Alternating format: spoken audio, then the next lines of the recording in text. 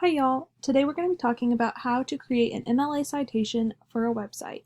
So right here I am on the Purdue Online Writing Lab website. It's published by Purdue University and it gives a really good overview of how to make a work cited for basically any format, though today we're focusing on MLA.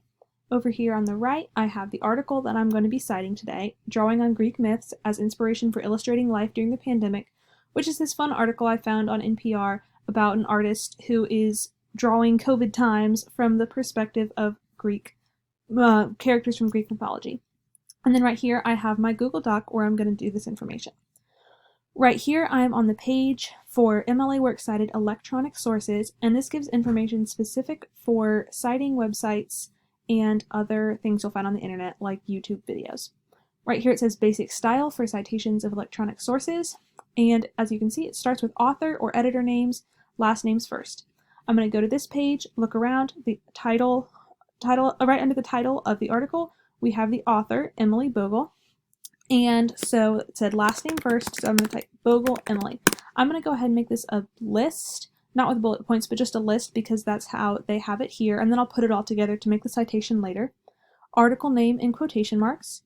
I'm just going to copy and paste that into my article. Oh, we don't want that.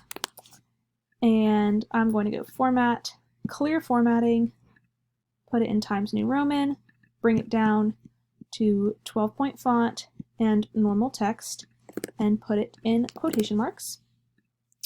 And then right here it says title of the website. We can look up here in the top left corner. It's on the NPR website. And if we look here, it says put that in italics. So I'm going to go italics, NPR, make sure that that is in Times New Roman, 12-point font as well. And then it says version numbers available. That doesn't apply here, but publisher information. This is also published by NPR, and it doesn't show that very clearly, but it's published by NPR. It doesn't show that information very easily on the page, but we know that that's who it's published by because that is the information that we're given. So we're going to put NPR again, and then it also says here that this is where we put the publishing date. So we look right here, it says October 25th, 2020. In MLA format, you always type the day first, so 25, abbreviation for the month, October 2020, and I'm going to put a period there. And then right here it says take note of any page numbers. That doesn't apply. And DOI if available, otherwise a URL without the HTTPS. So I'm going to copy this URL up at the top, copy it, and paste it down here. But I'm going to take off this beginning part.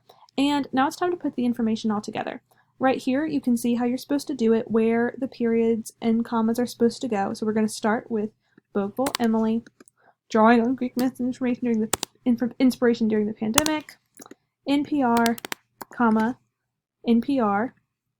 So that is our title of container, publisher, publication date, and then we do another comma there, and we put our URL, and then a period at the end of that. So we look at this, and this, we're going to switch it all to Times New Roman font in 12 point, oh not 23, 12 point, and we're going to make sure that it is double spaced. And then what we're going to do is we're going to make sure that it has a hanging indent. And I have it over here on my add-ons, hanging indent, add hanging indentation, and puts it on there. You can put that as an add-on by doing get add-ons and then searching hanging indent to add it to your Google Docs. And here we go. We have a nice citation for that article that I found on NPR, and you can always look back at the Purdue Writing Lab if you need to refer back to how we made the citation. Have a great day.